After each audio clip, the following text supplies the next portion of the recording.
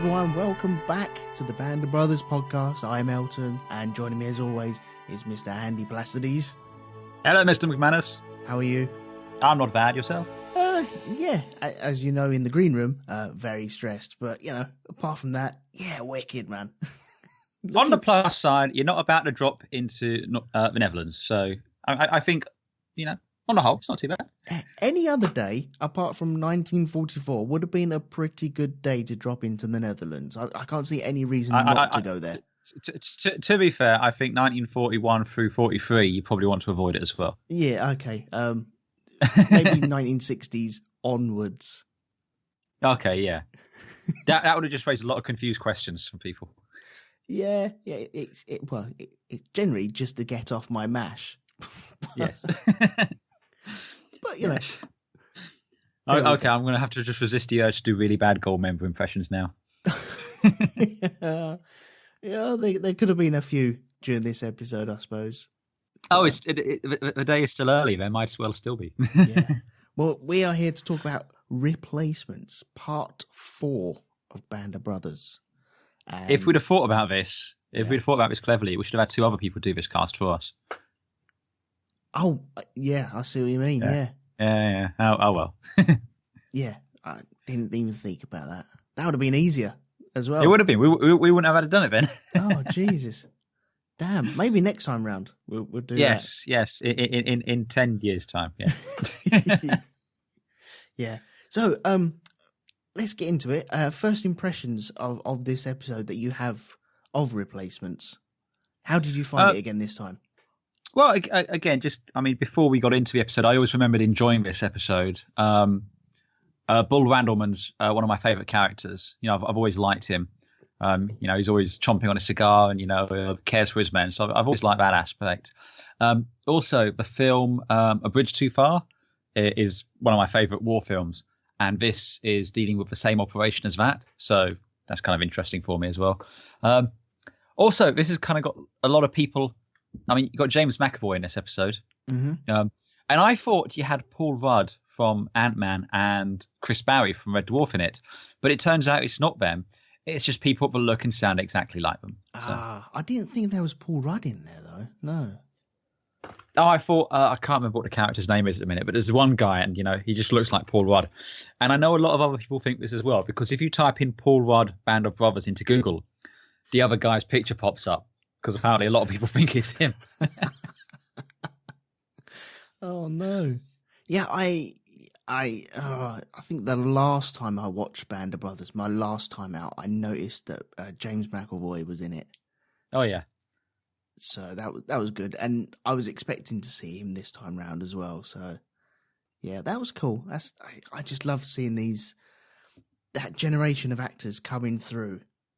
It's like the who's who of, today's Hollywood A-listers. Yeah. This day, Yeah, it's like the old Generation X as they were coming through, and then you'd see them in other stuff. And hang on, they're the movie stars of today. And that's what's happening now. We can see the Fassbenders and the McAvoys. Mm-hmm. We don't get to see them battling with their powers this time round, which is a bit of a shame. But I don't know. No, that's another tangent that I don't want to go down. Me just thinking of what Mr. X would be doing. Mr. X, Mr. X, Professor X. He didn't spend 7 years in X medical school for you to call him Mr. Well, okay, he's a Mr. to me at the moment. He's nobody at the moment. He's just a replacement. He is just a replacement. What I do find is kind of weird with this episode is the last episode kind of ends just before this. But then this kind of does the same ending slightly differently, because the replacements are in the very end of the last episode. Yeah. And they're kind of introduced then, but then they're kind of reintroduced at the beginning of this episode. Mm-hmm. So it's a bit like, they ended it and then they're redoing it, doing a do-over. Yeah. It's like previously on. yeah, previously on, but they used a different take from what was on the screen. It's just like, I kind of remember this happening differently. Yeah, it's like seeing the nowadays when you get it used to happen all the time anyway, but the trailers where you get sucked in and think, hang on, that it wasn't from that angle, it was from a different angle. I want to see that angle. I want to see the trailer angle. What the hell? So yeah, bit like Rogue One. Oh, gee.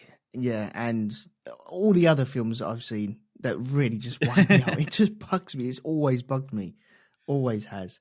One thing I did want to touch on just before we go into it as well. Yes. Blythe. Now, we said that I didn't see him in the first 2 episodes, and we had the whole episode about him last week, or last time out. Episode 3, yes. Yeah. Karen Tan, wasn't it? But you go into the IMDb, he's clearly in there somewhere.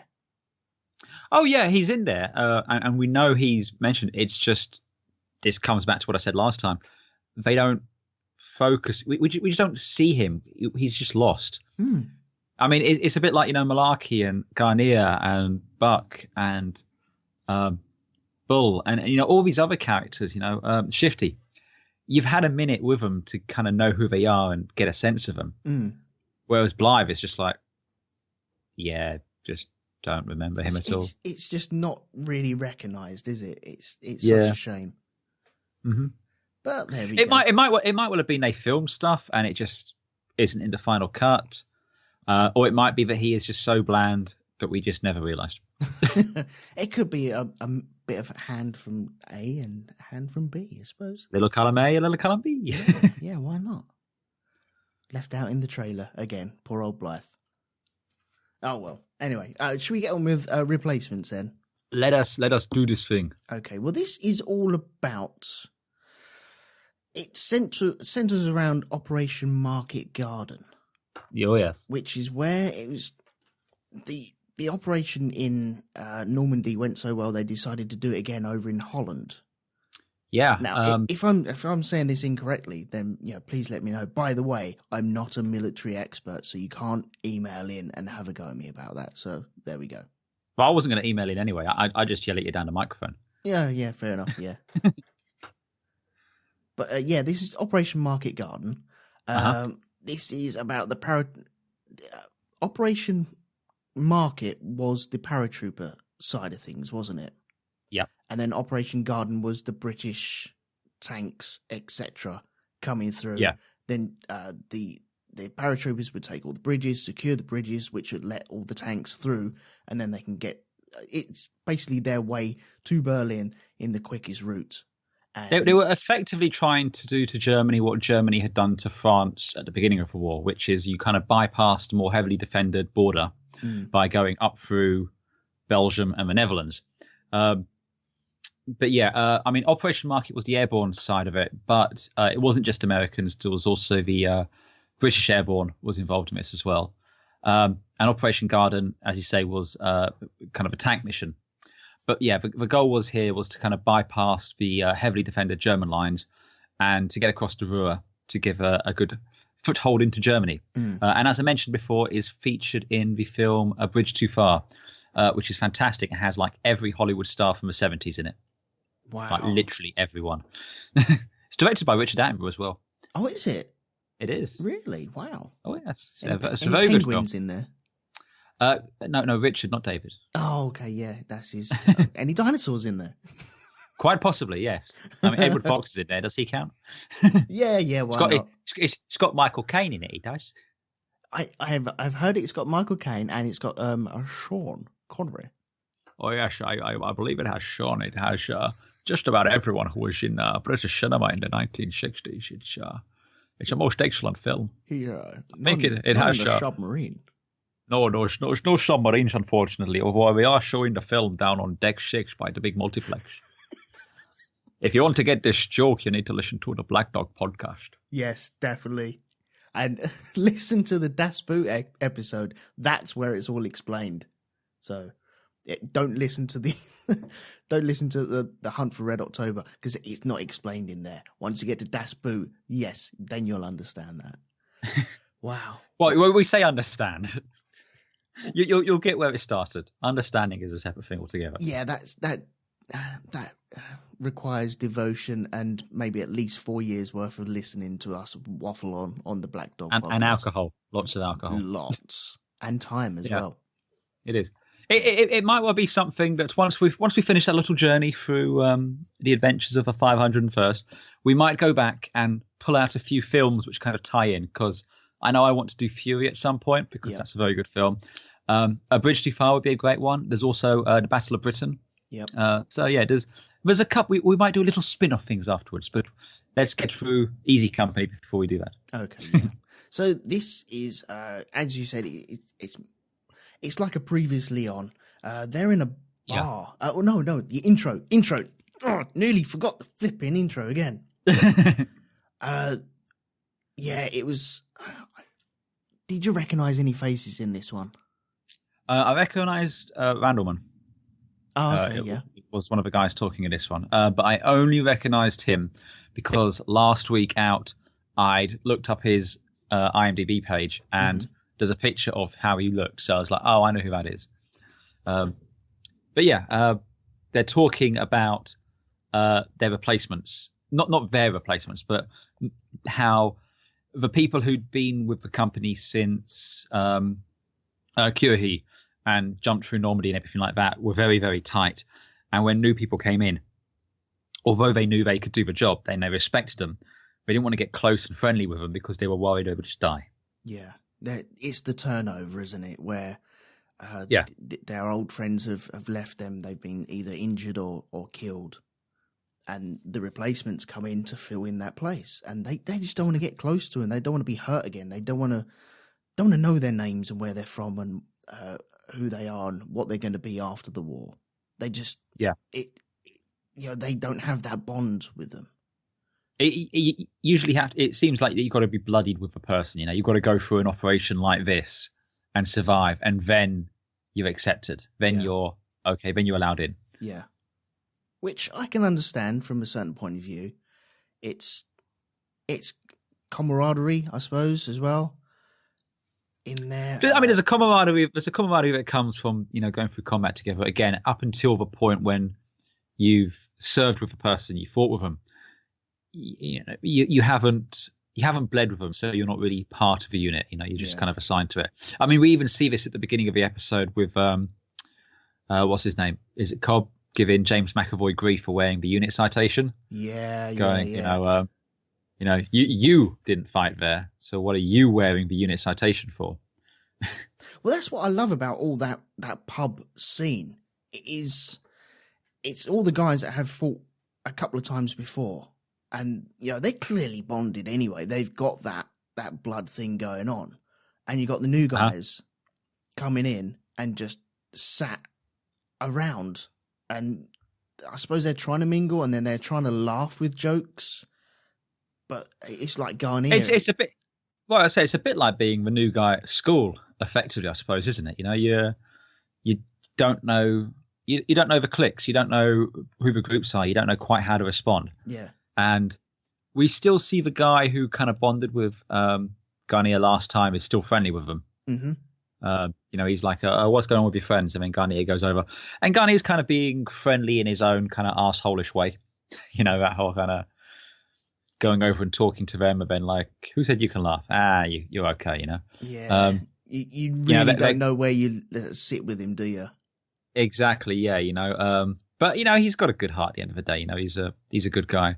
But, they're kind of joshing with Randlemen because I think he's newly promoted to sergeant here. Yeah. So, now he's got his own men under him, his own couple of, what do you call it? His own little squad. Yeah, his little squad. His own little squad. And, all the NCOs have got their own, all the sergeants have their little squads. And I suppose there's a little bit of competition between them over who's got the best squad. So.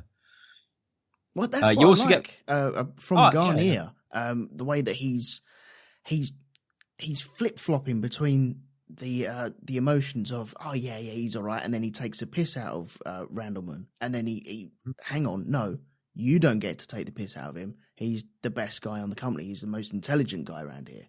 You listen to him, and it really builds Randlemen up, I feel.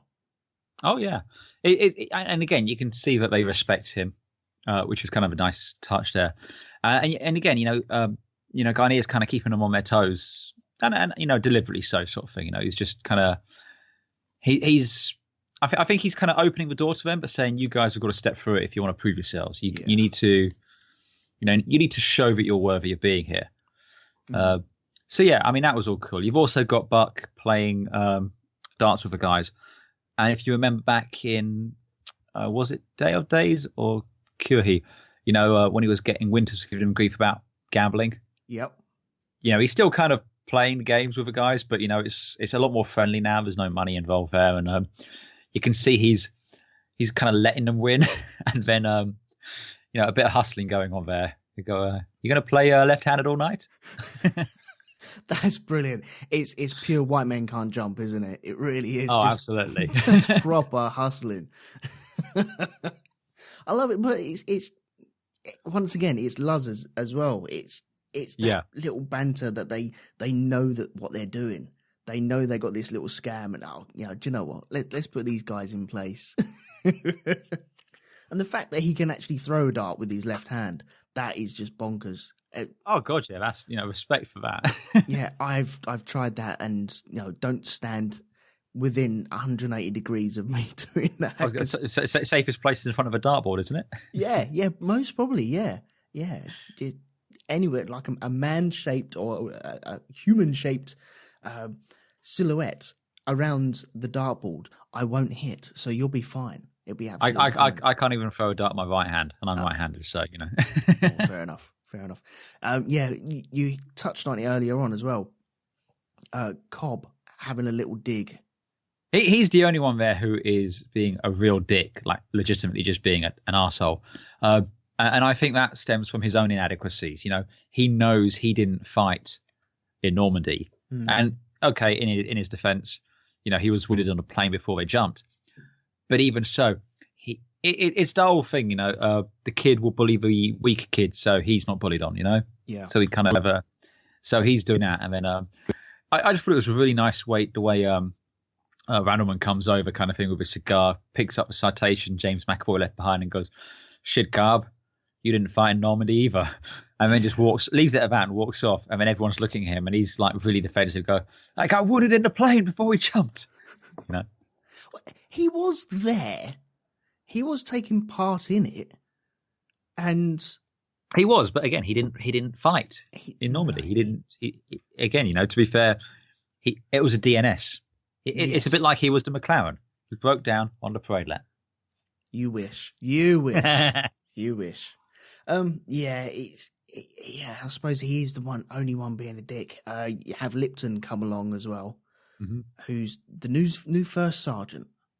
Well, again, he was made first sergeant in the last episode, but again, it seems like we're pretending the end of the last episode didn't happen. Yeah, I suppose, yeah. He says we're all moving out as well, and go for a debriefing. And what I like about this is the pub goes silent. Oh yeah, absolutely silent, and you can hear people's boots on that wooden floor, and it's just okay. You can almost hear their collective thoughts working in their head, as if to say, okay, right, we're doing it again. We know exactly what we're going into. Yeah. So, yeah, man, that's just pure atmosphere that you can cut with a cricket stump. Yes, exactly. So we're introduced to Operation Market Garden then. Which will be... we have Captain Winters. He's still a captain at this point, isn't he? Yes. Yep. And Nixon as well. And Nixon, yes. The dynamic duo. I'd like to see them travelling through time, solving crimes. Yes. No, I could get that, yeah. Actually, I would quite like to see them also in the 66 Batman and Robin costume. Oh, okay. Who's Batman? Who's Robin? Is it Winters? Oh, Winters has got to be Batman. I mean, come on now. I don't know. No, yeah, you're right. Yeah, you're right. Okay. So yeah, we get a nice shot. Are these are Mustangs that fly over as well, aren't they? Yeah, they're a pair of P-51D Mustangs with the Normandy markings. I actually think the shot's actually lifted from Saving Private Ryan. It didn't look like it was there. Yeah, it was not the best CG shot we've seen, if I'm honest. Yeah. And did they not saying it's bad. Again, it's a while ago. I mean, yeah. I mean, there's lots. P-51 is quite a common warbird which is still flying. Mostly because people were converting them to racers for years. They used them in the Nevada air races, and now they're being converted back into warbirds. But yeah, there's a lot of them still flying. I think they have a few up Duxford as well, flying around.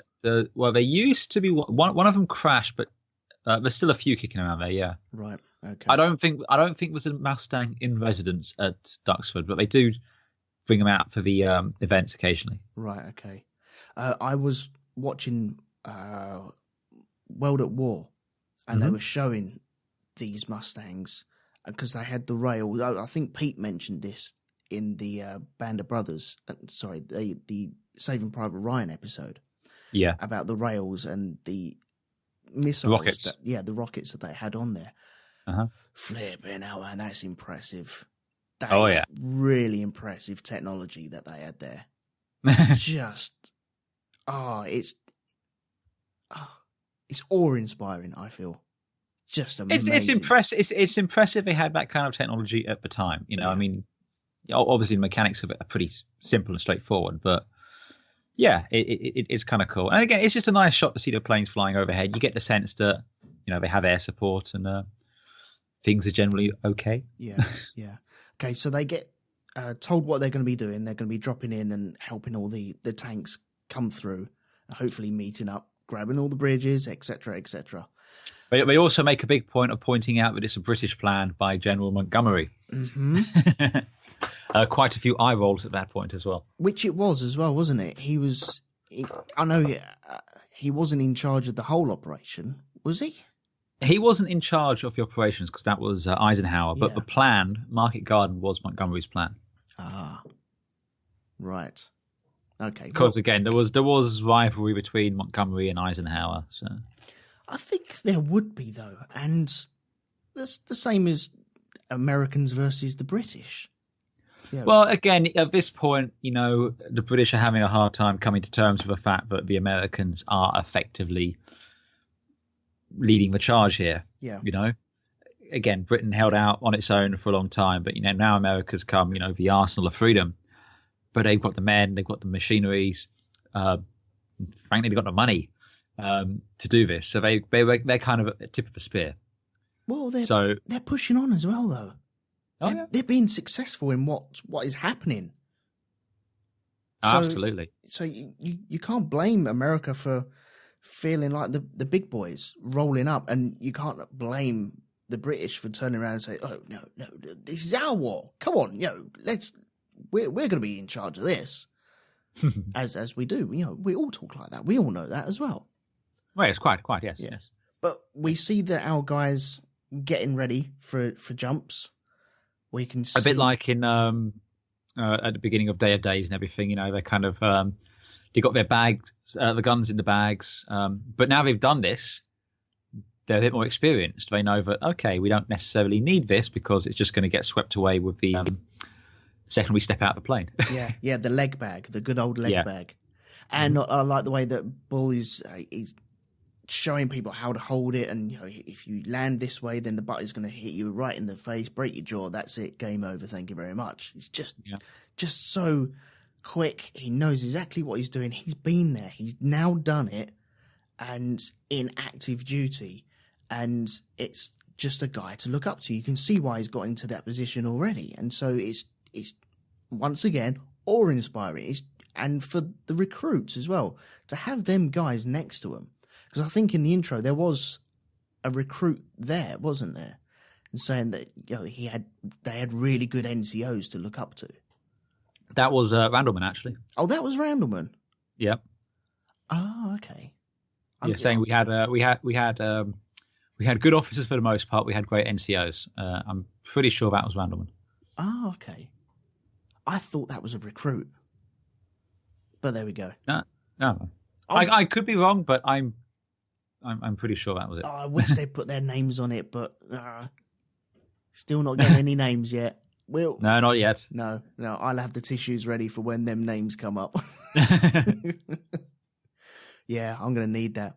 But we have a return of a good old friend, don't we? Did you hear it in the distance? Did you hear it? Hi ho, Silver. I wish.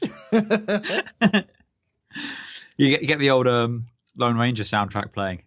Oh man, yeah. He comes. Sobel comes rocking up, and he's still got that air of superiority around him, isn't he?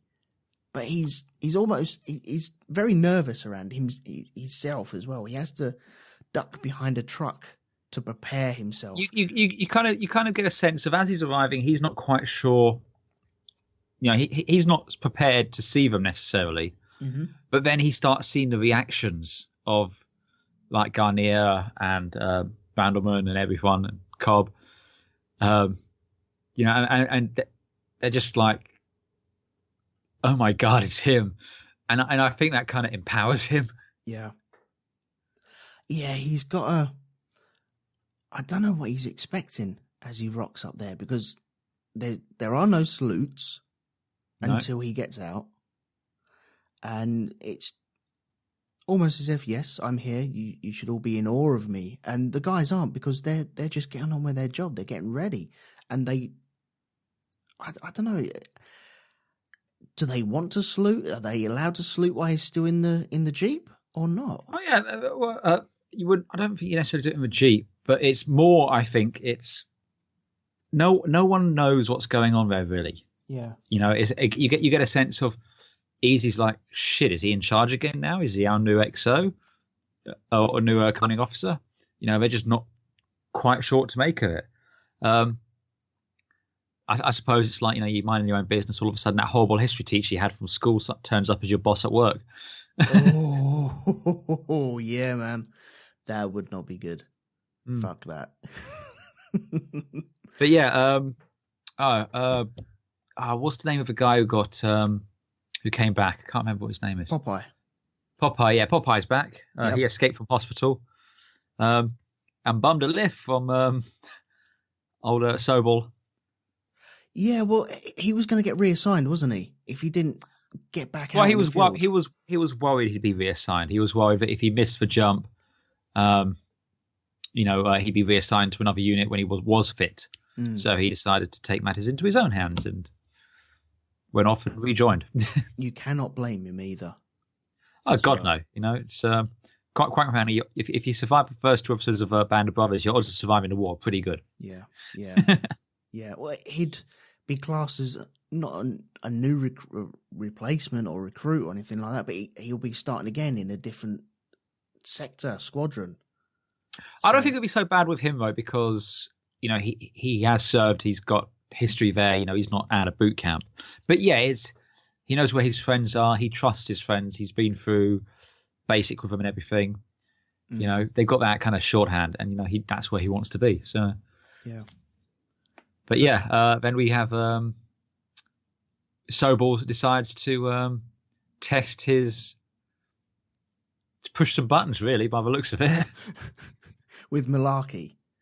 Oh yeah, Malarkey's kind of like staring at this motorcycle, and Sobel just starts giving him shit for no reason. Right, so is this the bike that they were driving on or riding on last episode? I don't know. I get the feeling it was.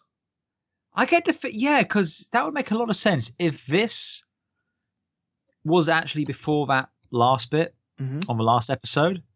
That would make a lot more sense, wouldn't it? Yeah, I get the feeling he nicked it to get back to a pub or his other guys, and Sobel is just once again puffing out his chest and saying, you know, did you think you're getting away with it?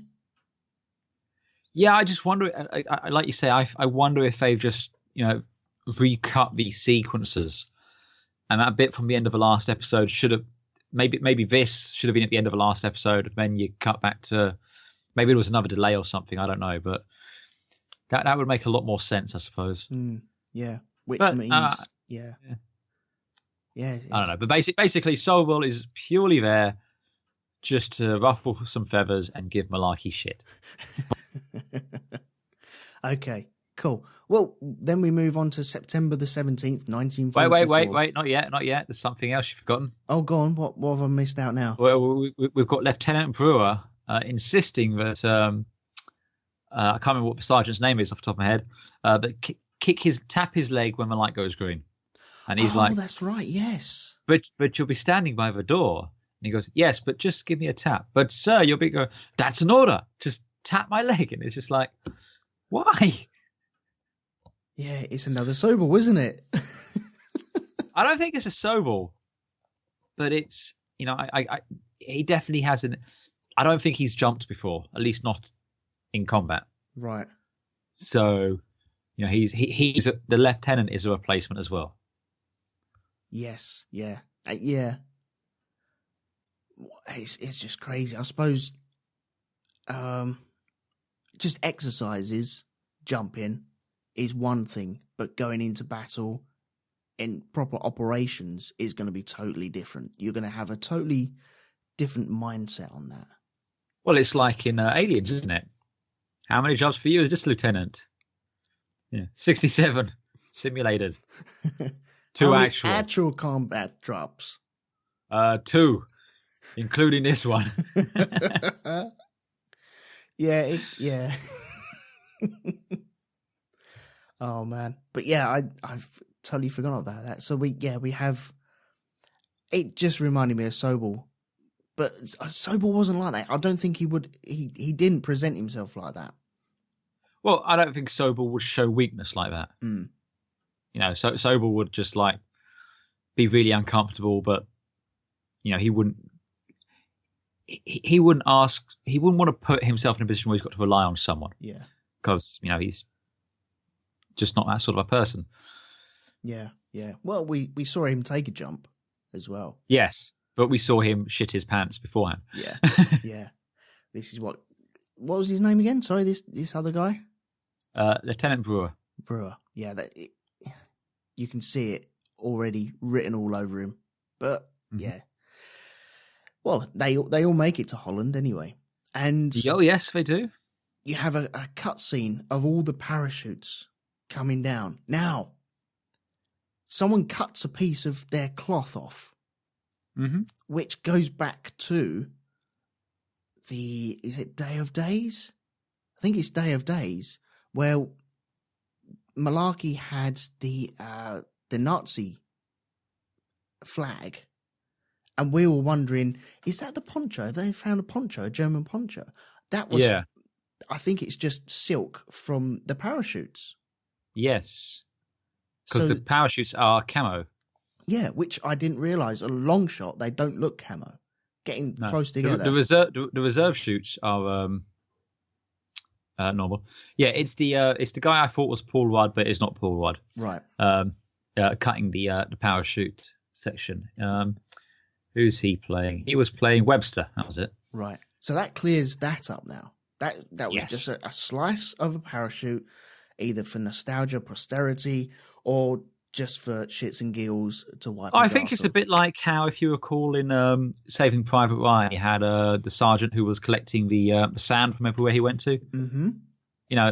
Maybe this guy's thing is every parachute he jumps with. Yeah. I can totally see why, because that is a representation of a safe jump as well. Yeah. Into combat. That is a safe jump into combat. Thank you very much. I'll have a piece of that. Yeah. And plus, then, if the Germans find it, they can't use it. Because there's a big square cut out of it. Yes, exactly. I'll stop those Germans stealing my parachute. Yeah, that'll learn them. Yeah. Oh, what is this? Oh, we just roll it up. Schnell! There's a hole in my parachute. There's a hole shaped like Long John's. What? Oh, excellent. Yeah. So, yeah, they all land in the fields, and it is a glorious shot of all the parachutes. It's a great shot. Down. Again, you got Randlemen going through kind of like being a bit like Mother. Kind of like you got the one guy struggling to get his harness off, and he kind of unclips it and pulls it down and licks the handkerchief and rubs his cheek and then runs on. Yeah, don't worry about it. Don't say sorry. He's very Hannibal, isn't he, from the A-Team? Oh, it's the cigar, isn't it? Yeah, it's just so cool. Just makes me want to take up cigars just for the sake of just sticking one in my mouth. You just bite it, it's for the look. Yeah, don't light it like Will Smith. Yes, one must get jiggy with it. Oh, do you know, when we first started the Band of Brothers podcast, I didn't think Will Smith and getting jiggy with it would ever come up, but now it has. Oh, well, I was going to say, that shows how much you knew. Yeah, I was not expecting that. That's just brilliant. You're welcome. Well, where are we now? We walk through a field, don't we? We're not kind of advancing up through a trench. I think you've got Cobb comes up with alcohol. Is it Cobb? I think it's Cobb. He's found beer just lying outside of a farm somewhere. Because, why wouldn't you? You also see a load of aircraft flying back who've been bombing up ahead. And they say, well, there goes our air support. Yeah. On its way home. Mm-hmm. Yeah. They're walking through a field. And they see a lady open the windows on a house, and it is just a normal field. But then they hit the mud and where the field has been ploughed, and they can see that the lady's hanging out a big orange sheet, should we say? I don't think they have flags are us around there at that time, so it must. Well, no, I mean, I would have thought it would be an orange flag because why would you have an orange sheet? That just seems silly. And orange is a national colour of the Netherlands, so it would make sense they've got something like that tucked away. All right then. Okay, fine. It's the flag. Everyone's got this big orange flag. Brilliant. Well, I'm sorry. When was the last time you saw someone with bright orange sheets? Yeah, it's true. Right, I'm going to go buy some just to prove you wrong. Oh, okay, then. That's weird. I'm not going to show you my sheets because that's just weird. It's true. At least not until you washed them. Yeah. So they're hanging these sheets out, and this is just symbolising. Sounds like a euphemism. Yeah, it does. Yeah, everything I say sounds like a euphemism nowadays. It's just crazy. This orange flag. This is just representing freedom or removal of the Germans, and we're safe and welcome. Well, I think Americans. it's like the French were hanging out the tricolor. Once the Germans had left, it was defiance. It's like, yeah, fuck you. We can have our own national identity now. Yeah. It's a good sight, and you have that lovely shot of Randlemen looking through the fence up at this sheet, and everyone knows exactly what that means. And it's just, we move on to Eindhoven. Yep. In Holland, and the mother of all street parties is going on. Oh yeah, it would seem they're rather happy to have the Americans there. So there's celebrations, there's alcohol, there's cheers, there's women, there's wine, there's food. Well, there's a few things going on. I really want to talk about this scene. Sure. We can see the joy going on between all the commoners and the military that are turning up, and because I know what's going to be happening later on. They're happy now. They're not going to be happy later on. We all know that. But you have joy. You can see children and families and wives and mothers and fathers and grandfathers and grandmothers all there, just all celebrating and saying good riddance to the Nazis and the Germans. Oh yes. And there's lots of snogging going on, as you might well expect. Lots of people coming up and kissing just the soldiers. Winters gets one as well. Oh, yeah. And Nixon. Yeah, and Nixon. It's just a sneak one. And it's just, they're just accepting it. But them two are just still on the ball. They're on the ball. And again, they're both tucking their collars up to hide their officer bars. Yes. Yeah, just in case. Oh, yes. Yeah. Which is very clever in itself, I feel. Right, there's a couple of things I want to talk about. Sure. the women in here. Now, there are. I know this is true, and this is what happens to the women that were there. These are the ones that are getting grabbed and stripped and having their hair cut. They're the ones that were. How do you put it? Not just canoodling with the Germans. The resistance guy says they were collaborating. Yeah. So, right, okay. They're collaborating, but are they doing it for an easy life, or are they actually feeding them information, or what? I suppose there's 50 shades of all that different colour, really, isn't there? But I think to a certain extent, it might just be they just fell in love with someone again. Yeah. Not every German was a bloody Nazi carrying, SS carrying car member. Yeah. Some of them are just German soldiers fighting for their country. We saw this actually in Das Boot with the with a lieutenant and his French mistress. Yep. And again, she's terrified that if the French resistance finds out about her, they'll kill her and their baby. Yeah. So, yeah, war is never ever black and white. And I definitely get the impression it's not just about if they were actually collaborating. It's just they slept with a German or something like that. And, it's again, it swung all the other way. You've gone from, maybe they did get an easy life because of it, or maybe it was perceived to be that case. But now, the Germans are gone, well, we're going to fuck your shit up. Well, it could be a case of protecting their family as well. Because if you're with a soldier and you're known to be with a soldier, they could go easier on that family. So it could have... They might know the repercussions that they might get later on. But at that moment, they're just looking after their families and think, well, hang on, this is the easy way of looking after everyone at the moment. So there are lots of different shades of orange in this, shall we say. Yeah. But yeah, it is grim, and World at War has it clear to see that this did happen. And this absolutely happened. Both in France, the Netherlands. I think any of the occupied territories, it would have happened in. Yeah. You even see it a little bit later on in this when you've got the woman by the side of a road with the baby. Yeah. And she's, pretty destitute, hair all shaved off, with a baby. And again, for all we know, her only crime was falling in love. Yeah. Because again, it's, the Netherlands shares a border with Germany. The languages are relatively similar. They're not a million miles away culturally either. But there you go. Yeah, it's just you take your breaks when you get them. Oh yes. We have I can never pronounce his name. Perconte. I think that's it. Motorboating. And his face when he gets dragged off as well. That's just genius. It's proper little schoolboy, isn't it? It's like, whoa. But Mom.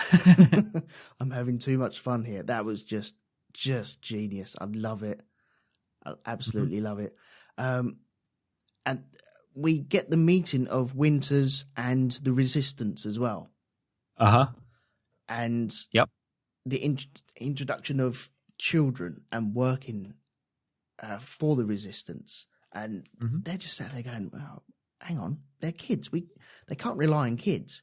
But they're probably the main front of the Resistance because they can get anywhere. They're not going to get shot just for being around anywhere. And they're the little whispers, aren't they? Oh, it's like, what's his name? Fagin out of Oliver Twist. Yeah, that's right, yeah. Or, what else? More modern pop culture. Game of Thrones. And yes, my little birds. Yes, my little birds.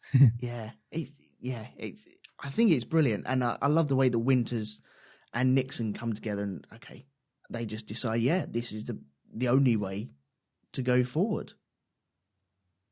But the tanks that are coming through, are these the British tanks that are coming through?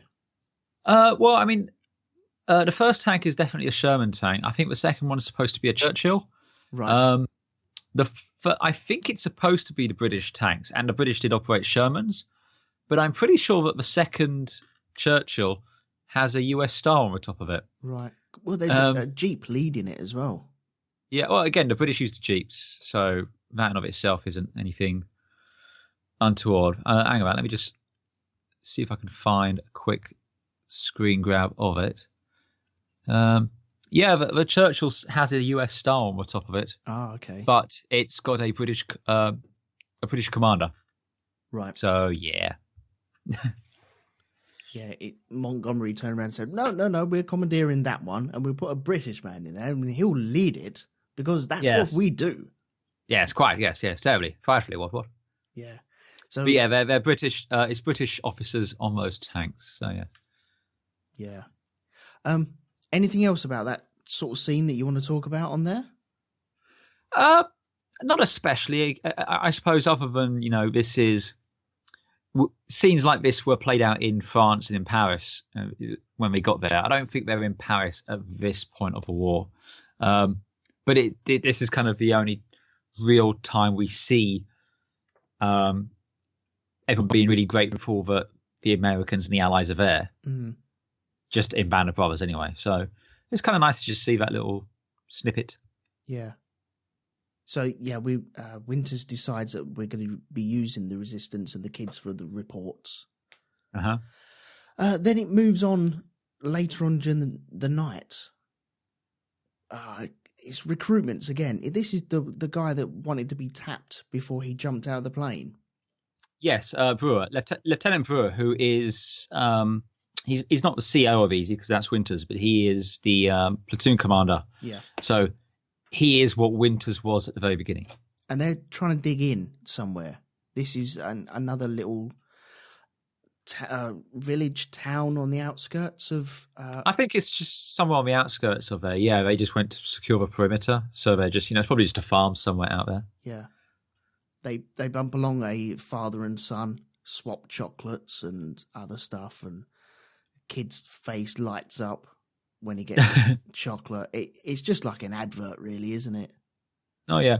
I'm not sure what the actor's name is, but the guy in it's been in other stuff as well. I recognise his face, but I don't know. I think it was in Stargate, maybe, or something like that. But, I wouldn't know it from that. Well, yes. Never got round to that. Never never will, either. Yeah, I don't blame you. Okay, so what happens next then? We're on the way to Nuenen? Nijmegen, isn't it? I can't remember. Nijmegen? Hang about, let me have a look. The place where Vincent van Gogh is born. Oh yes, well I don't know where that is, but they're going there anyway. Yeah. And yes, they're riding along on the British tanks. Oh, yes. Okay. And correct me if I'm wrong, just driving... It's like when they went up to the village last episode out, Karatan. Yeah. And they're just walking up the road. Once again, they're just going up the road as if they're not going to cover the road or have eyes on the road. Well, again, you've got to bear in mind, they've been told that it's only old men and children defending the Netherlands. All the hard troops are further down in Germany and France. Mm. They've just been welcomed like liberating heroes through Eindhoven. No one really, they've not encountered any resistance. The jump has been largely unopposed. At this point, they're like, we're just going through the motions. Well, I think... From what I've read on the actual jump itself, they were supposed to secure bridges and work their way across and stop Germans from getting time to gather their forces and retaliate. And I think this is what's happened here. They've had time, and they haven't been as successful as what they thought they would be. The paratroopers in securing absolutely everything. And you're not, because it's such a vast area to cover. in such a short amount of time. And so the Germans have built up a force. I think, again, the reports of it being old men and children was wrong from the start. There was a lot of intelligent failures here. Yeah. And yeah, overconfidence, because again, everything from Normandy had been going pretty smooth, you know. I mean, this was taking place in September. Yeah. So Normandy was June, July, August. It's all been coming up, you know, roses for them effectively. Yeah. You know, they're pushing back the Germans. You know, they pushed through to France. And this was literally, they didn't have to do this. This was like, if we do this, we can end the war in the next 3 months.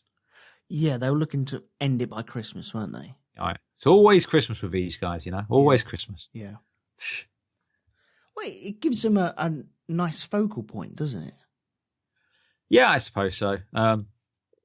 You know, it's that whole, you know, get home for the turkey dinner. Well, yeah, that's what everyone's thinking about. You give them a focal point and it's something to strive for. Okay, brilliant. We can all end it by Christmas. Everyone can be happy for Christmas. Excellent. We can actually, you know, hand out chocolate bars to our families and friends. I feel that is a good focal point to adopt. But I think maybe they're a little bit naive in thinking, okay, yeah, we can get this done by then.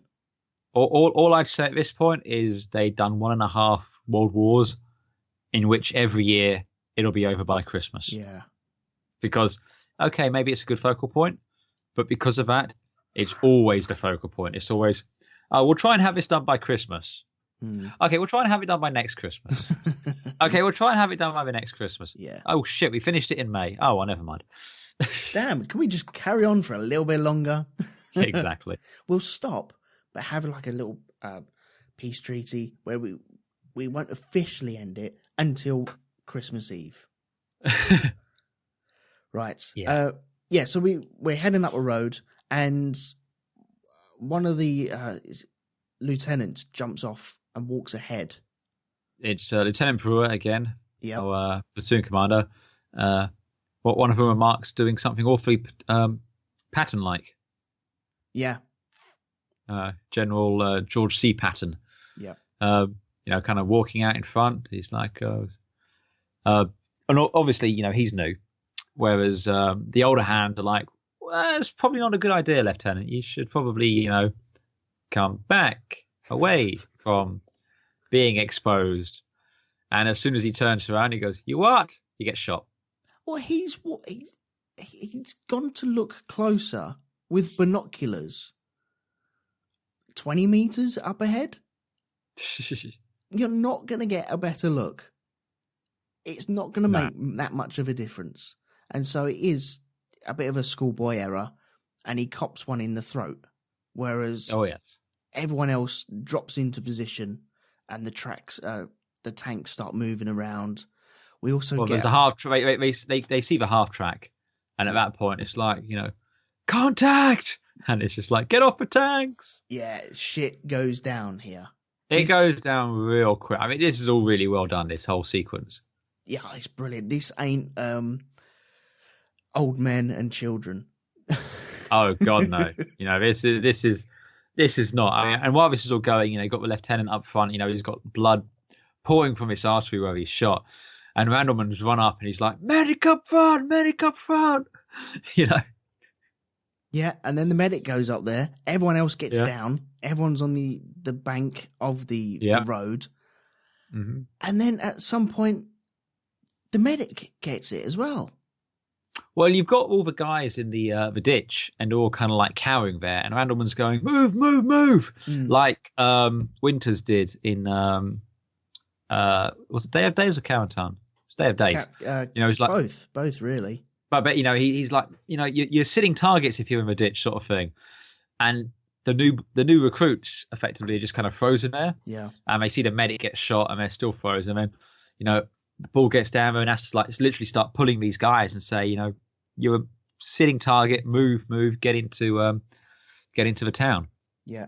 The tank takes out the half track in this, is it? Oh yeah, the tank shoots the half track, and all the Germans, you know, catch fire and are pouring out. And again, you have Easy Company shooting them as they run by. Nice. Fish in a barrel. A little bit, yeah. Yeah. But I love the way that they deploy, because they head into the village now. Uh-huh.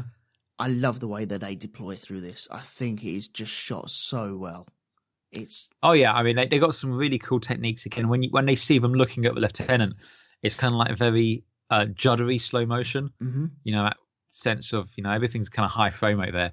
But then again, they're kind of charging in, taking cover behind buildings, behind low walls. Yeah, you feel crouched when you're doing it as well. I'll tell you something else as well. It's probably the first show which knows the difference between cover and concealment.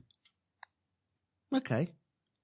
Right. Well, okay. Cover is you're safe from enemy fire. Concealment is they can't see you. Mm. And obviously these guys are in concealment because you're not safe from the enemy fire. Yeah, that's true. Yeah. Yeah. I just love the way they disperse and silently as well. They're all being silent. They're moving. They're tapping each other. They're working their way. Hand signals. Yeah. Yeah. Some are trying to jump over fences and just end up taking down the fence. Oh yeah, that was like something out of a Hot Fuzz, wasn't it? Yeah. Then they come across one of the hidden tanks. Well, I quite liked as well while they're deploying. You've got the tanks kind of also deploying into the town as well. Yeah. Moving around.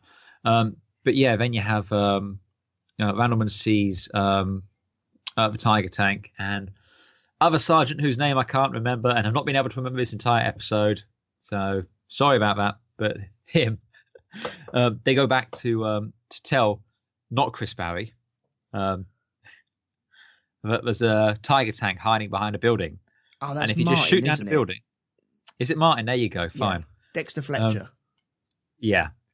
He said, look, if you just shoot through the building, you'll see the tank. Mm. But not Chris Barry says, well, my orders are for no unnecessary property damage, so I can't.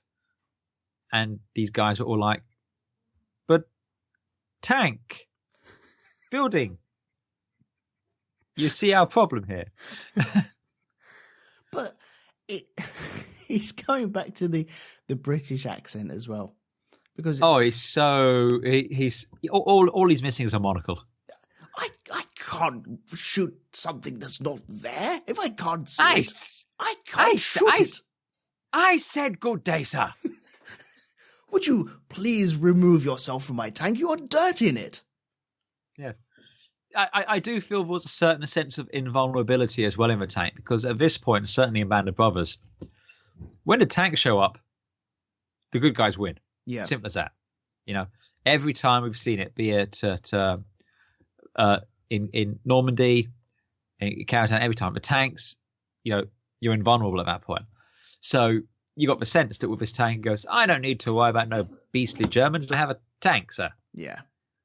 Good day to you, sir. And I said good day, sir. I shall not indulge in your fliff-flams anymore. Yeah. I cannot see this tank, so I shall not shoot at this tank. Yes. So they don't shoot. Yes, they don't shoot through the building, and they carry on. And it's that great moment, it's almost a comedy thing where he's, again, the guy on the tank looking through the binoculars, and he sees the tank, and he takes the binoculars down just as it fires. Yeah. But he misses the first tank. It shoots the second one, and then it's just like, advance forward, traverse right, and then he gets blown up as well. Meanwhile, Easy's like going, fall back. They're both taken Run out. away. Both taken out in what, single shots, really? Pretty much, yeah. One shot kills on both the first two British tanks. Yeah, I love the way that this tank is hidden itself, though. It's got hay all over, or straw all over it. Yeah, and it's how I would hide a tank. Oh yeah, it's just got a no. You see, straw hat on. I'd hide it like the tank killer, which you didn't even see at all. It's just like it comes from the building. It's like, surprise, motherfucker. Yeah. Yeah. I cannot argue with that. It's like all of a sudden this is like shit. Yeah, it all goes to shit very quickly.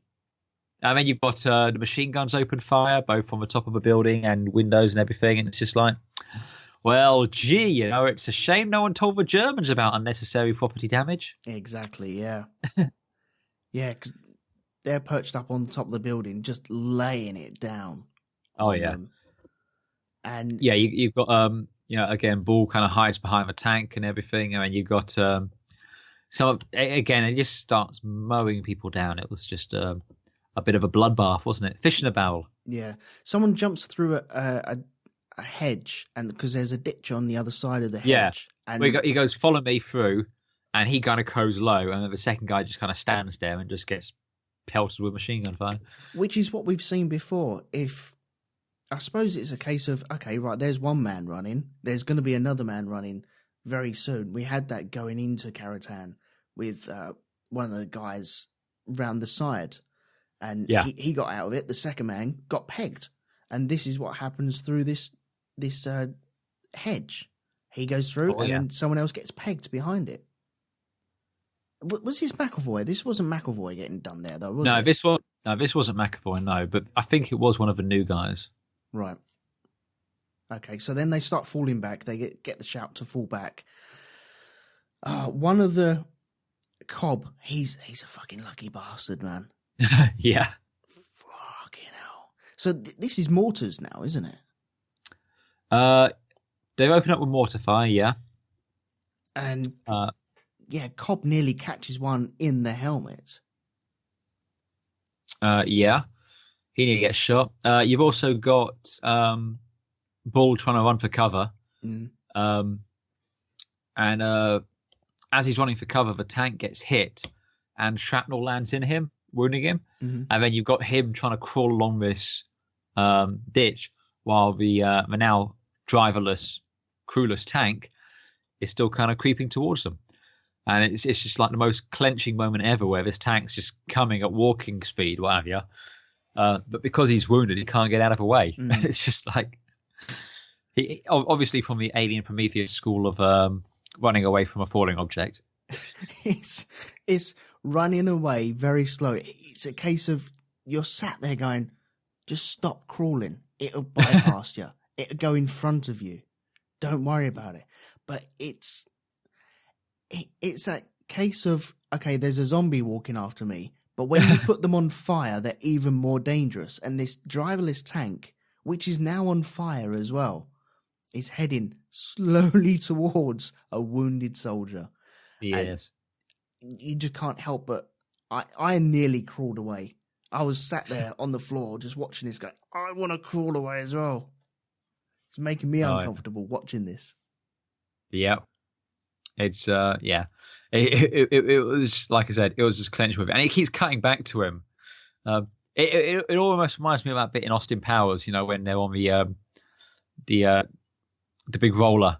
And the guy's like, no! And it's just coming closer towards him. And he's going, get out of the way. And he just keeps going and going and going. And he gets run over. It's just like that. Okay. Randleman's been left there then.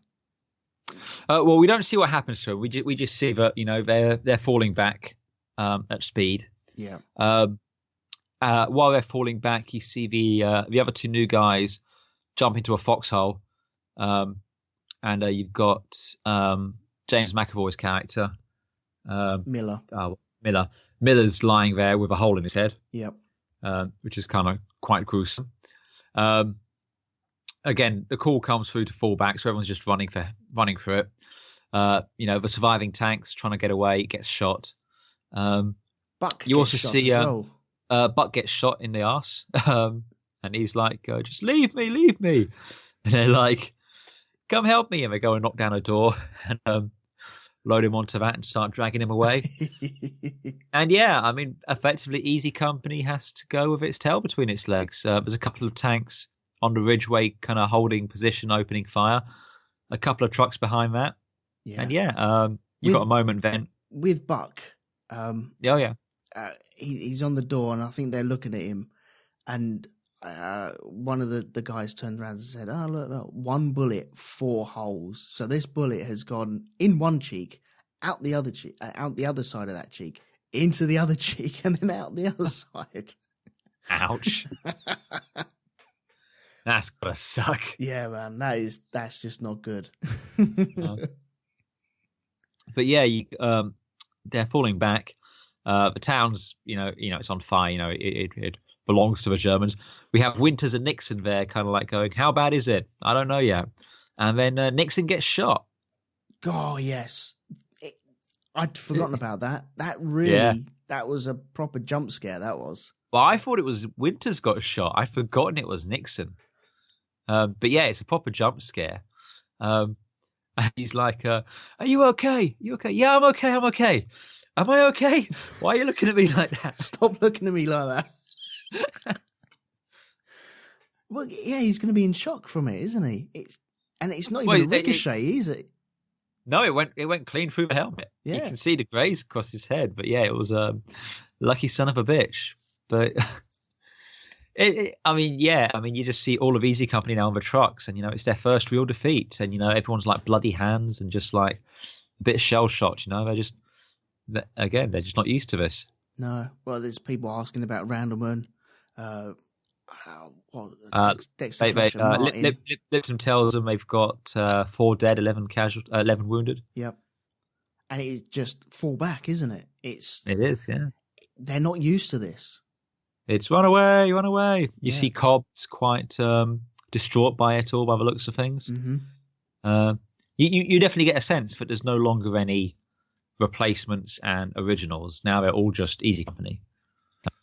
Yeah, they've bonded under fire, shall we say. That is it. Yeah. They've all mucked in. They've all gone through the same sort of thing, and they've all tasted defeat at the same time as well. It's the old saying, there are no atheists in a foxhole. Yeah. Yeah, too right. So we go into a bit of a lull now. Oh, yes. We've got the Earth belonged to the Martians moment. Yeah. Jesus, I'm so glad you're doing this. It's so cool. Yeah, Bull is in a barn. Oh, actually, no. Before we get to the barn, you got this shot of the Germans now coming through the town past flaming tanks and everything. That's right. Yeah, they're spreading out. And again, you get the sense that the Germans are victorious. Like I said, the Earth belonged to the Martians. That sort of a vibe, sort of thing going. But then the camera kind of pans down to this little ditch, and you kind of just see Bull creeping along, and he's kind of like hunkered down there, hidden away with his rifle. It's just like, yep, I'm in shit. Yeah, that's right. Yeah, because he's in a I don't want to say a sewage, but it is a drain, isn't it? Yeah, it's a drain or something. Yeah, and he's just kind of like, I kind of don't. I mean, obviously he came there so we could see him, but it's like, why come here where you're more visible? Stay in the middle where you were invisible. Yeah, couldn't see you back there. Can see you now. Yeah. But you got the flames of a burning tank in the background as well. I'm just assuming that is an American tank in the background. Yeah, it's the tank that was chasing him. Yeah. So he's in shit streak, right? But he's up a gum tree without a paddle. I do believe the saying is something along those lines. Yeah. Yes. Yeah. So he makes his way to a barn.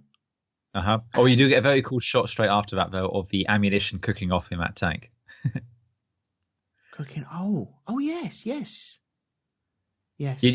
just see the tank, and it's just because it's been burning. The ammunition is now kind of catching fire and exploding. But yeah, he's now moved from his hidey hole into the barn,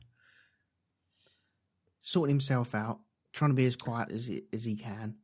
Oh yeah. They have little rations in the stock of their guns as well. See, for the longest time, I thought that was a cigar. Right. Well, yeah, that could make sense as well. Yeah, but obviously he chews it. I'm like going, well, I know he's hard, but you wouldn't chew a cigar, would you? Well, it's Randlemen. He's fucking nails. It's true. I'm surprised he didn't take a bite out the stock itself. Sod it. I know it's in there somewhere. Let's just eat the stock. Yeah. It's made of chocolate. But we have a family, or not a family, but a father and daughter. Just I think it's the farmer who owns the barn kind of comes in and gets a knife to his throat. Yeah. And then the daughter shows up. And this whole sequence is really well done because there's like almost no dialogue because, they don't speak English and he doesn't speak Dutch. And it's all done through kind of like gesturing and grunting and, stuff like that. It almost reminded me of something out of King Kong. Well, I haven't seen that yet, so... no, I'm not talking about the new one. I'm just, the traditional story of a monkey making friends with people. Yeah, gotcha, yeah. The Tarzan story as well. Yes, that too. Yeah. I hadn't really grasped that, I suppose. Yeah, it is very silent. I just thought it was silent because it was meant to be silent. He didn't want to be drawing too much attention to anything going on. But yeah, I suppose there is that language barrier as well that goes along with that. You still have Germans spreading out as well. They are the kingpins in the town at the moment. We don't see those just yet, though, because we go back to Easy Company, and one of them was remarking about how one of the fallen never fired his gun at all. And, they're just asking, do you know anything, what's going on and everything? Know anything about Bull? And then someone mentions that Lieutenant Brewer's going to make it. And they go, that's impossible. And he goes, well, he's going to make it. And they go, well, maybe if he turned his head at just the right moment. But again, it's just this kind of weird. They're all almost kind of in shock, especially Bull's guys from his squad. They're like, they're just not quite sure what to do. They're a bit leaderless. Yeah, they are. They're very rudderless, aren't they? They're just left. Okay, they're told what to do, and they haven't been in this situation where we take the initiative to go out and do anything with that. Yeah. So it's building these people up as well. It's kind of showing, certainly them and Cobb coming together as well, because Cobb's in their company, in their squad. And again, up until this point, they've not really been together. But then we go back to the barn, and again, he's got the knife to the farmer's throat, but he kind of eventually relents and lets them go. And that's when the farmer kind of tries to help him with his wound, Yeah. That looks grim as well, because he's just digging around with his fingers. Yeah. Well, he kind of tears open his shirt, and it just looks grim in the light and everything like that.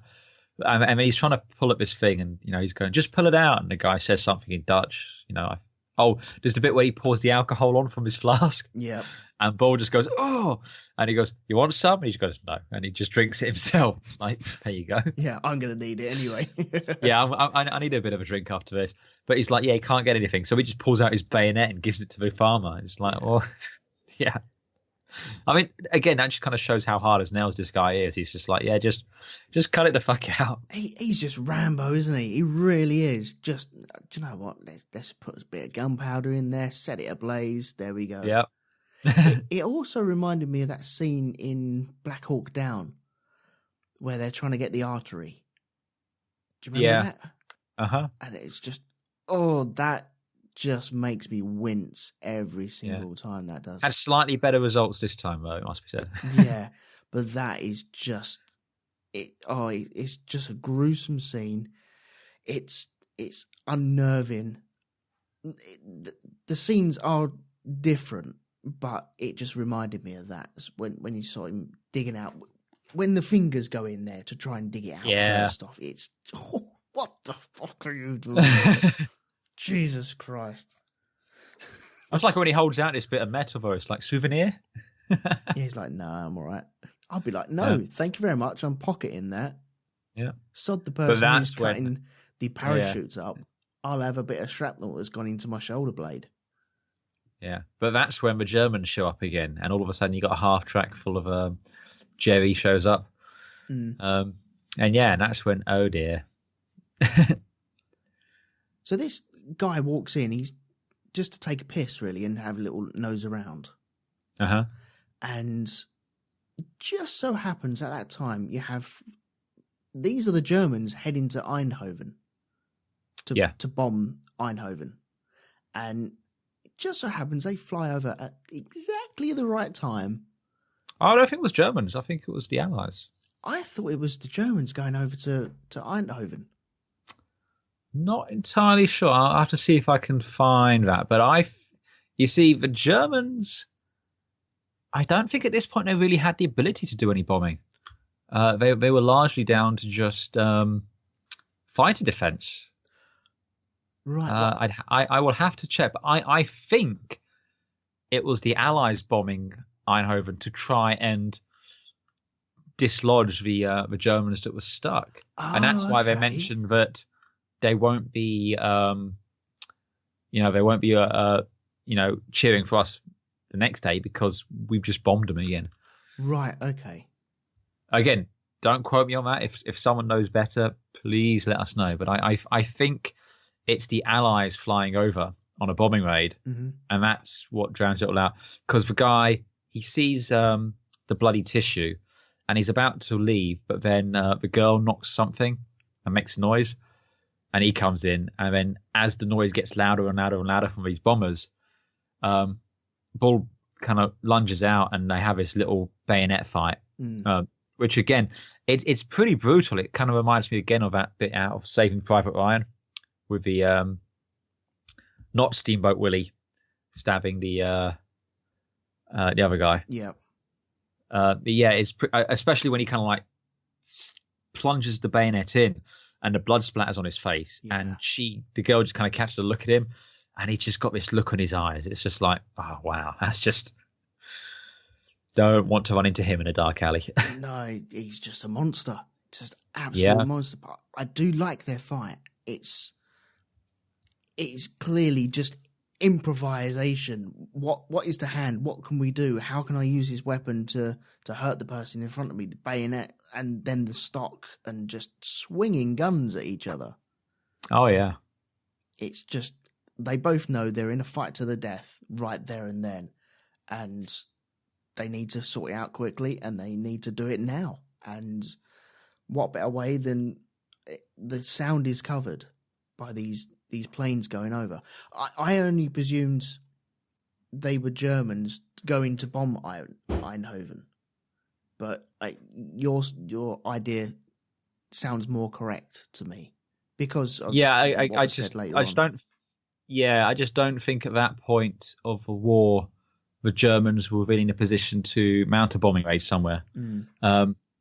So I think it was the Allies going, because again you still have German resistance throughout. You know, they haven't gotten rid of it, and I think the Allies were just trying to dislodge.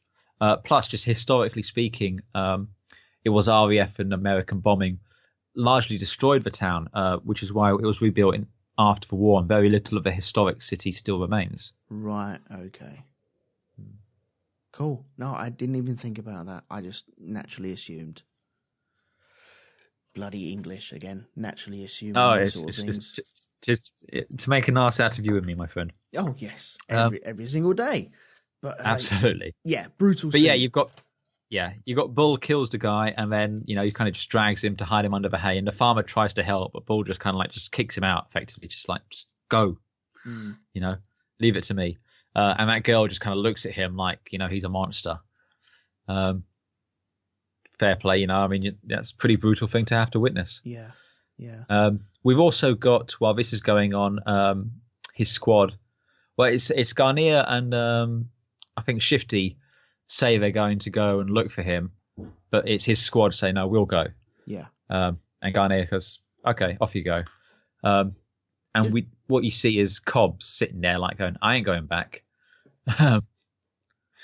Do you reckon Garnier was doing this to make his squad just think about it, just refresh their minds? No, I don't think so. And say, because I think Garnier would have gone back in a heartbeat. I think Garnier was just going to go back. I think it was, he's just going back, that's what he's going to do. But when his squad said, that's when he said, okay, you guys want to do this, you need to do this, that's fine. As long as someone's going back, that's, that was the important thing. Yeah. But yeah, his squad, go off to go and look for him, and we see Cobb sitting there going, I ain't going back. And then we come back to the next morning, and it's pretty blasé. He's just like opening the door, and he's just like, oh, it's a beautiful sunny day, and there's no Germans here. Yeah, it's... Where have the Germans gone then? Are they just scarpered? Yeah, they've just moved on. Again, they're not there to hold the territory, really. They're just there to disrupt the Allies' advance. Right. Which is what they've done. So they've moved on. And yeah, he kind of comes out the next morning, and he comes out and he finds Miller, or what's left of Miller, yep. And takes his dog tag just as a jeep arrives, and does the whole kind of Breakfast Club, don't forget about me salute. Yeah, so he heads back. Uh-huh. He bumps into his squad as well. Yeah, they're kind of coming over a ridge. Well, they during the night, they kind of saw the Germans retreating or advancing or whatever they were doing, and let them go by. But this time they hear something coming, so they all crouch down, and then they see it's a jeep, and they come through, and they see Bull sitting there, kind of like leaning out, like going, "What are you guys doing here?" And we see Cobb come with them because you didn't think I was going to leave you behind, did you, Sarge? And yeah, you get a sense that okay, now they've bonded. Now they're a unit. Now they're accepted. So yeah, and they all get together. And Garnier coming over. I don't know whether to. What did he say? I don't know whether to shoot you, kiss you, or salute you. Yeah. Oh man, I love that dude. I really do. Oh god, yeah. I mean, again, all of it. Yeah, get a little lost. yeah, that's right. And so, Easy Company and the 501st. It's sorry, I don't know whether to slap you or kiss you. There you go. Yeah. They're retreating now. It's official that they're pulling back. They've got to go back to Eindhoven as well. Well, basically what this says is they've got to. Market Garden is it's just a failure. Yeah. It's not going ahead. And then you have Nixon and Winters talking, and Winters saying, I don't like retreating, and Nixon's like, it's first time for everything. And Winters remarks, like, how did the other divisions fare up north? And Nixon tells them, look, we're going to have to find another way into Germany. Which just kind of just establishes that this has not worked. I'm not actually sure if the Allies pulled out of Holland at this point, or if they just didn't advance any further. Not entirely sure there. But yeah, you get the impression that, look, this has just not worked. We've got to try something else. And it's kind of on a high because they've gotten Bull back, but it's on a low because they failed their mission. Yeah. And you just got this shot of like all this wrecked material, just being pushed to the side of the road, and they're just walking back, So well, I think it's summed up by pushing that truck into the ditch, isn't it? It's just failed. Okay, forget about that. Move that along, and then let's start again or carry on somewhere else. I know the airborne, the casualty projection before Market Garden, the casualty projection was about 30%. What they really hit was around about 50%. Oh wow! I mean, the British got a proper pasting. Yeah. I think it was at Arnhem, the first airborne lost nearly 8,000 men. Wow. Yeah. Easy Company lost 180, and the the US, 101st, 750 killed, 2,000 injured. But yeah, the British took the bulk of the losses, but because it was kind of British led, they were kind of at the forefront. Mm-hmm. So yeah, but this was a bit of a clusterfuck. Yeah. Wow. I mean, if this was Normandy, the war would have been drastically different. Potentially, I mean, Germany wouldn't have won because whatever your alternate history and conspiracy theories say, it was not possible for them to win. Yeah. But it certainly could have dragged on the war a long way and probably would have resulted in a couple of nuclear bombs being dropped on Berlin. Wow. Oh, flipping hell. Yeah. Yeah, I don't want to think about that. Don't want to think about that. But yeah, it's so yeah. I mean, again, this kind of just shows that Normandy going well was a real big deal. Yeah. Yeah, it's scary to think about. It really is. And when you do think about these other ways that the war could have gone, it really does get you thinking. But it also, okay, I'll accept what we have now. I'll take the win. How we are at the moment. Mm-hmm. Oh yeah. But yeah, I mean, basically that is replacements. Yeah, that's it. It's all done. Kind of touched upon everything there. I think. But yeah, so. I mean, like I said, all in all, I enjoy it. I think this was a good episode. I prefer this over last week's episode, anyway. Yeah, I think it's got a good story to it. This one. It's a much more cohesive story because again, last week's episode just kind of that weird non-ending when he gets, he finds his courage and then he gets shot and then he's in the hospital and and all that. And again, I even though he's in episodes 1 and 2, you just don't know Blythe, but we know Bull. We've seen him before. We've interacted with him. He stood out, and this was a real chance to get to know him. Yeah, and again, get a sense of he's a good man, respected and liked within the company. So yeah, but and aside from that, again, I think it's just a good episode, and it's nice to see they're not invincible. It's nice to see the vulnerability there. Yeah, definitely. Yeah, I like the Randleman story that goes on in this. So yeah, I find it hard because I think I could say this is my favorite episode every single episode that we do. Yeah, it's the best. It's your favorite one you've watched this week. It is, yes. It's a step up from last week, but I feel every week is still a step up. I think they're all just brilliant. You say that, I still think Day of Days. I don't think this is as good as Day of Days, right? Because I think there's better episodes. I don't think Day of Days is the best episode of Band of Brothers. No, but I definitely think this was better than episode 1 and episode 3. I just think it's a different character. I feel with episode 1, I think it's a great introduction. I think this is a totally different character, so it's got its own merits as well. It's got its own action, and it's still got the character development that you have there as well. So I think it just wins all the way through. So as much as I don't want to put them in like a chart of what's my favorite and what's my least favorite, it's still bloody good episode. Oh, absolutely, without a doubt. It's damn good stuff, sir. Damn good stuff. Okay, so we have a little bit of feedback. There is one on the Facebook group if you want to grab that while I read off. Sure, I will go and find on the Book of Face. Okay, right. We do have an email, as ever, from Doreen Kelly. Hello, Doreen. And she says, hi, everyone. Well, Replacements was a bit of a change of pace, wasn't it?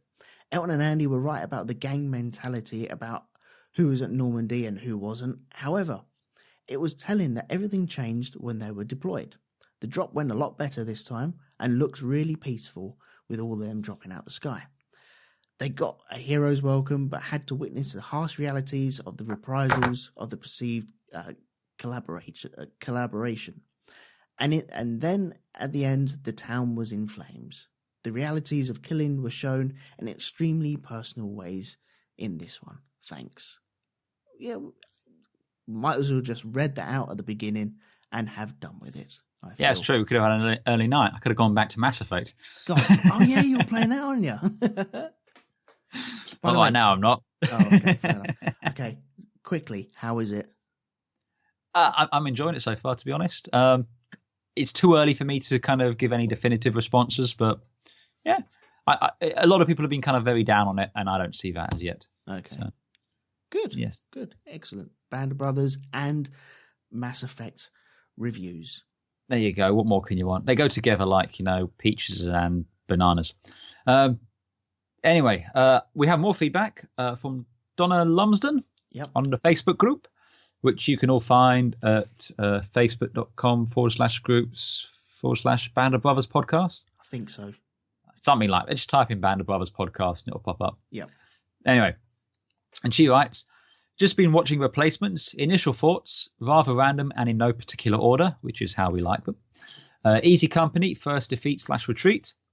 Garnier and Heffron, knowing how strong that friendship became watching the initial interactions, even though only portrayed by actors, is a real privilege.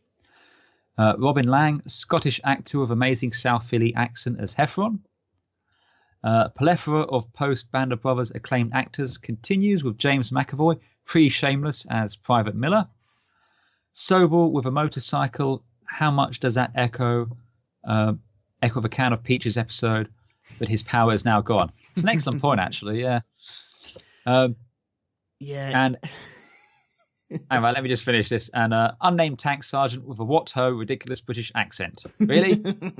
What do you mean ridiculous? We all sound like that, don't we? How dare you, sir? How dare you? I said good day to you. I said good day, sir.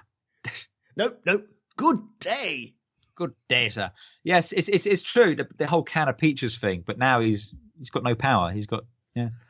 Yeah, I feel if he could have picked it up and held it like the Can of Peaches, he would have. Yeah. This, I don't see a motorcycle in my hand. I see contraband. Yes. And I'm going to make you run out that hill, whether you like it or not. I'm going to fly you all the way back to Georgia just to make you run up that mountain again. Yes. I'll drop you off at the bottom, feed you spaghetti, or just noodles and ketchup. Yes. And then make you run up it again in your whiteys, your tighty whiteys.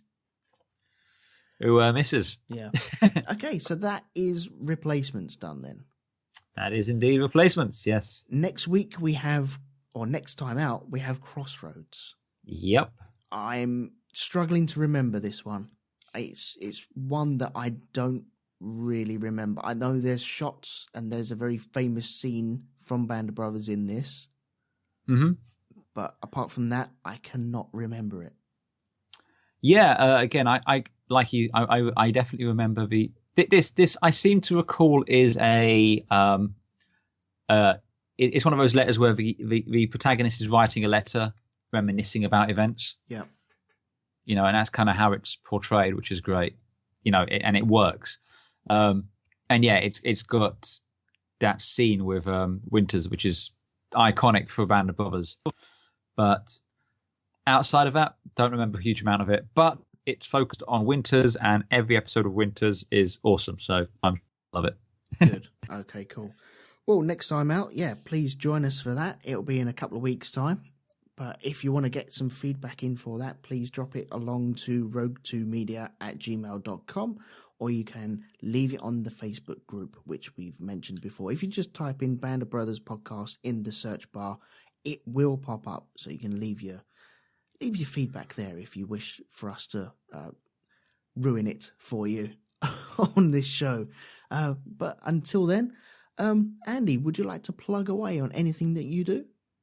Oh, yes. As well as this, you can find myself and Mr. McManus doing the Grand Prix podcast, of which the first race is the day this comes out, I believe. Oh, yes. God damn it. It is, yes. It is, isn't it? Oh, yeah.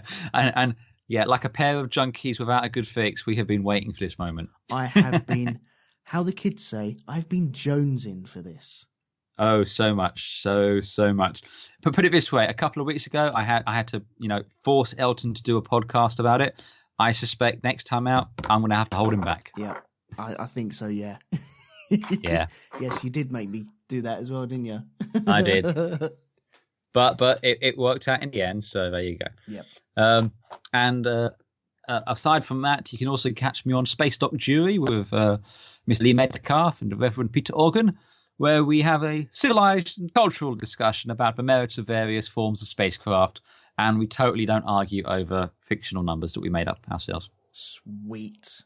And I thoroughly enjoyed the last two episodes as well. I had to binge them this time. Oh, was that the aliens one? It was the aliens one and the one with Anne-Marie on there as well. Okay. Did you have to double dip the clutch at all? Yeah, nearly did. What did I got blamed for something on there as well by Anne-Marie. I can't remember what I got blamed for. I'm sure it was well deserved. Oh yeah, it's just me trolling again, isn't it? Oh yes. I have set up something in iTunes as well, which is quite nice. Thank you to the people over at iTunes I've been chatting to. If you pop along to iTunes and just type in the search bar Rogue 2 Media, then you will be presented with all the podcasts that I have done in the past. So you have Shonky Lab, you have Grand Prix Podcast, you have the Band of Brothers podcast, you have the X-Files podcast, you have the Rethinking Lost and Apotheosis of a Bombast, and I think that's it so far. So that's not too bad. So if you are enjoying podcasts, please pop along there and check that out. Please also check out the Black Dog Podcast and Space.Jury, as Andy has already just said, and Hypnobobs as well. Please check that out. Is there anything else I'm missing? I'm sure there is. I think Witless for the Defence is coming back soon, so please check that out. Yes. Are you going to be once more upon the bench, sir? I will be. I don't know what film we're doing, but I will be there. Don't worry, I will be there. So that will be coming back soon. Off the top of my head, that's all I can think of. And LSG Media as well, which are friends with us over here. So please check out all of their podcasts as well. They are super and great. And let them know that we sent you over there. So there we go. Until next time. Oh, hang on. What's it called? Crossroads. Yeah, we'll see you next time for Crossroads. So thank you very much and goodbye. Ta-ra.